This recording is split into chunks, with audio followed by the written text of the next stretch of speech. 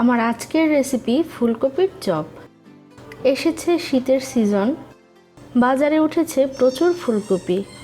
সেই ফুলকপি দিয়েই আমরা বিভিন্নভাবে চপ তৈরি করে থাকি।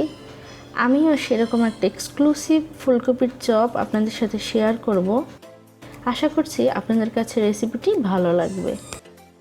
এই ফুলকপির চপ তৈরি করার জন্য ফুলকপিগুলোকে আমি এরকমের ফুল ফুল করে বড় বড় করে কেটে নিয়েছি। এগুলোকে আমি মোটামুটি আধা সিদ্ধ করে নেব। তাই ফুলকপিগুলোকে দিয়ে দিচ্ছি পাতিলের ফুটন্ত পানিতে। এখানে আমি মোটামুটি একটা ছোট সাইজের ফুলকপি নিয়েছি।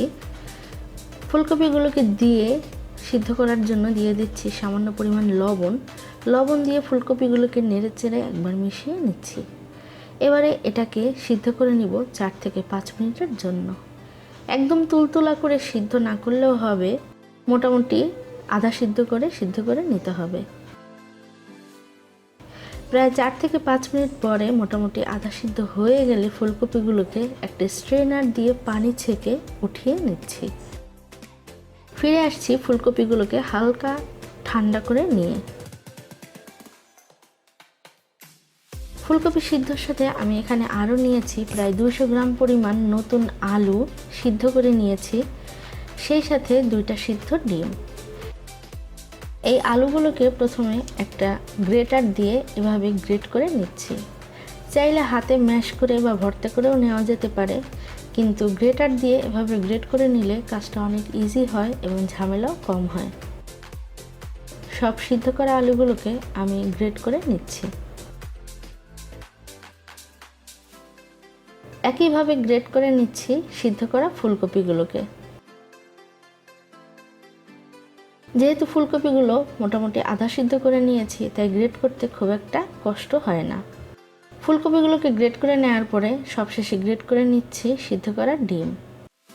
তাহলে আজকে আমার এই ফুলকপির সাথে আমি অ্যাড করেছি আলু এবং ডিম, যেটাই এই ফুলকপির চপটাকে অনেক বেশি টেস্টি করে তুলবে।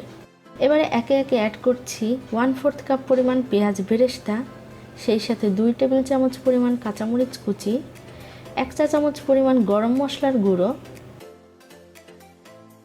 1 চা চামচ বা স্বাদমতো লবণ। এবার একটা চামচ দিয়ে সব কিছুকে একটু নেড়েচেড়ে মিশিয়ে নিলাম।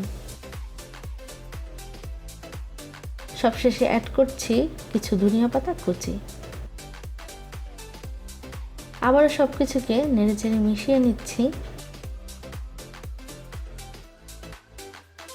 যেহেতু চপ তৈরি করব, তাই হাতটাকে ইউজ করতেই হলো। হাত দিয়ে খুব ভালোভাবে সবগুলো ইনগ্রেডিয়েন্ট মিশিয়ে নিচ্ছি। এবারে চলে যাচ্ছে এটা দিয়ে চপ তৈরি করে নিতে। প্রায় মুঠি পরিমাণ মিশ্রণটা নিয়ে পছন্দ মতো শেপ করে এটাকে কাবাবের আকার বা চপের আকার করে নিচ্ছি। আমি এগুলোকে একটা ওভাল শেপে করে নিচ্ছি। আপনারা গোল, চ্যাপ্টা, মুঠি আকারের যে কোনো শেপে তৈরি করে নিতে পারেন। চপের আকার তৈরি করে নিয়ে এবারে চলে যাব এগুলোকে ভেজে নিতে।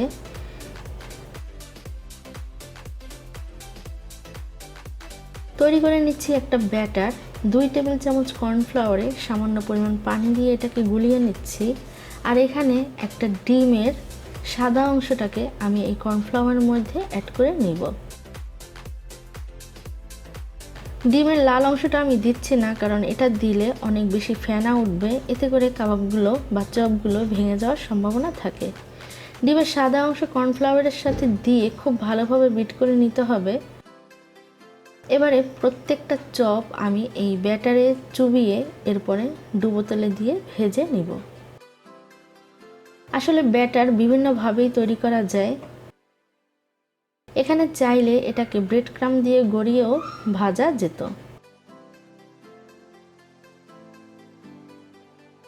চপগুলোকে আমি ডুবো তেলে দিয়ে দিয়েছি। এবার উল্টিয়ে পাল্টিয়ে উভয় পাশ গোল্ডেন ব্রাউন করে ভেজে নিচ্ছি। চুলার আঁচটা কিন্তু এ সময় আমি মিডিয়াম টু হাইতে রেখে নিয়েছিলাম। আর এগুলো ভাজা হতে প্রায় 8 থেকে 10 মিনিটের মতো সময় লাগবে।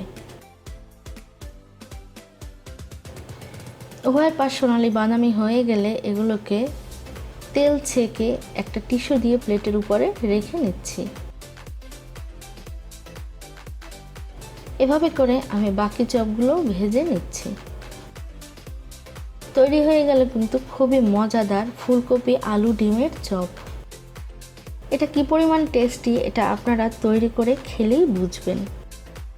আর ভিডিওটা আশা করছি আপনাদের ভালো লেগেছে। যদি ভালো লেগে থাকে তাহলে সাবস্ক্রাইব করুন নিয়ান্স কুকিং ডায়েরি চ্যানেলটিকে, এবং নিয়ান্স কুকিং ডায়েরি চ্যানেলটি সাবস্ক্রাইব করে এর পাশের বেল বাটনটি ক্লিক করতে ভুলবেন না। এতে করে আমি যখনই কোনো ভিডিও পোস্ট করব আপনার সাথে সাথেই এর নোটিফিকেশন পেয়ে যাবেন।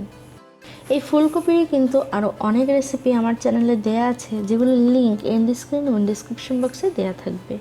চলে আসবো আবারও কোনো নতুন রেসিপি নিয়ে। ভালো থাকুন, সুস্থ থাকুন।